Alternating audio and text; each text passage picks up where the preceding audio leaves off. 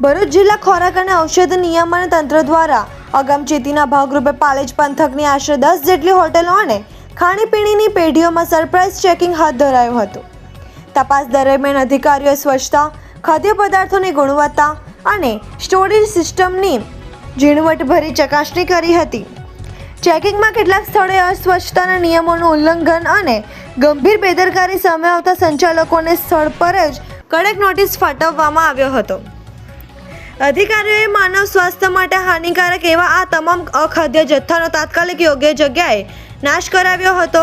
જપ્ત કરાયેલા અખાદ્ય જથ્થામાં ટામેટા, ધાણા અને લસણ જેવા શાકભાજી 10 કિલો, બાફેલા ચણા 2 કિલો, ચિકન ગ્રેવી 1.50 કિલો, બાફેલા રાઈસ 5 કિલો, કાચું ચિકન 3 કિલો, તળેલું તેલ 3 કિલો, 24 નંગ વાસી રોટલી, ચિકન મસાલા 4 kilo, ready tikka chicken 7 kilo અને અન્ય 7 કિલો જથ્થો મળી આવ્યો હતો।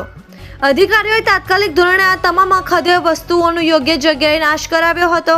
બીજી તરફ ભરૂચ નગરપાલિકા કચેરી સામે આવેલી ઇન્ડિયન બેકરીમાંથી ખરીદેલા પફમાંથી દુર્ગંધ મારતું બટાકાનું શાક નીકળતા ગ્રાહકે ફરિયાદ કરી હતી। આ બાબતને ગંભીરતાથી લઈને ફૂડ એન્ડ ડ્રગ્સ વિભાગે તાત્કાલિક સ્થળ પર પહોંચી બેકરીને ક્લોઝરની નોટિસ આપી હતી। સ્થળ પરથી પફના સેમ્પલ લેવામાં આવ્યા હતા અને તમામ અસુરક્ષિત પફના જથ્થાનો કચરામાં નિકાલ કરવામાં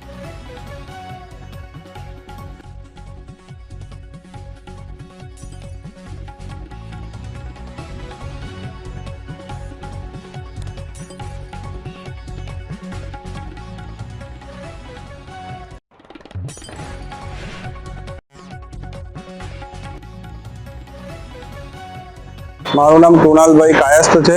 હું 4:15 ગાળામાં આપણે ઇન્ડિયન બેકરી પર પફ ખાવા આવેલો હતો અને પફ ખાતા મેં જોયું કે અંદર કંઈક કાળું છે અને પછી એ જોયું તો એ સડેલું બટાકું હતું, જેથી મેં દુકાનદારને કીધું, પરંતુ તે લોકો ખાલી બદલી આપીશું એમ કરીને છૂટા થઈ જવાની વાત કરતા હતા, જેથી મેં ફૂડ એન્ડ સેફ્ટી ઓફિસરને બોલાવેલા અને અત્યારે એ સ્થળ પર આવી ગયેલ છે અને તેઓએ સેમ્પલ પફના લીધેલ છે અને આગળની કાર્યવાહી શરૂ કરેલ છે।